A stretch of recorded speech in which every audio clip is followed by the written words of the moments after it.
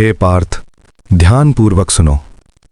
धर्म के मार्ग पर चलते हुए जीवन का सत्य केवल शुद्धता और करुणा में ही नहीं छिपा होता, अपितु बुद्धिमत्ता और संतुलन में भी निहित होता है।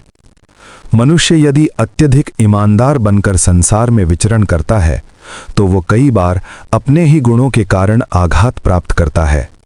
धर्म कहता है कि सत्य ही परम है, किंतु यह भी सत्य है कि सत्य का प्रयोग बुद्धि के साथ होना चाहिए।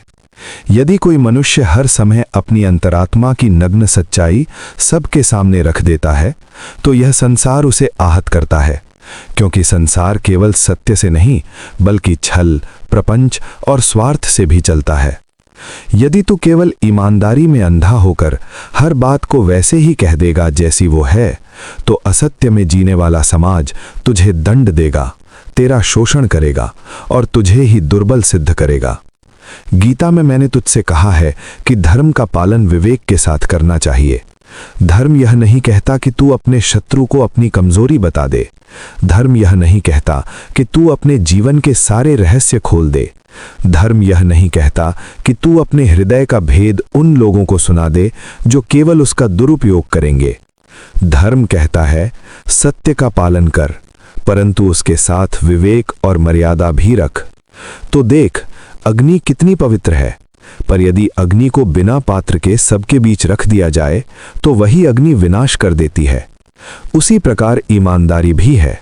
जब वो मर्यादा में रहती है, बुद्धि से युक्त रहती है, तो धर्म की रक्षा करती है, परंतु जब वो अति हो जाती है तो मनुष्य का पतन कर देती है।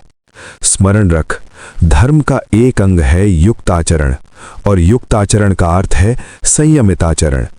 जैसे युद्ध भूमि में तू अपने अस्त्र शस्त्र सबको दिखाकर खड़ा नहीं हो सकता, वैसे ही तू अपने हृदय के सभी संचय सबके सामने प्रकट नहीं कर सकता। तू जो प्रकट करेगा वही तेरी दुर्बलता का कारण बनेगा।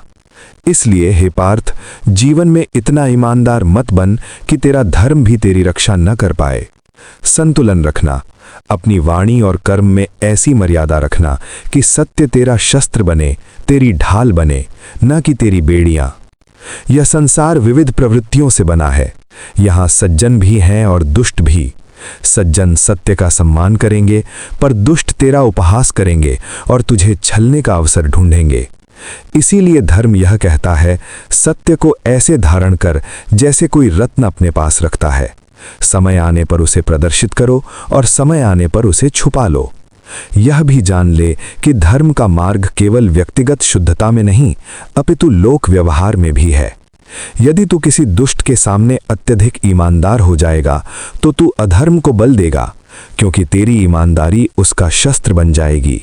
यह भी अधर्म होगा। धर्म यह है कि दुष्ट के सामने वही प्रकट किया जाए जिससे उसकी दुष्टता का अंत हो, और सत्पुरुष के सामने वही प्रकट किया जाए जिससे उसके हृदय में आस्था जागे। गीता का यह उपदेश है, धर्म का पालन संतुलन के साथ किया जाए। अति किसी भी गुण की हो तो वो दोष बन जाती है।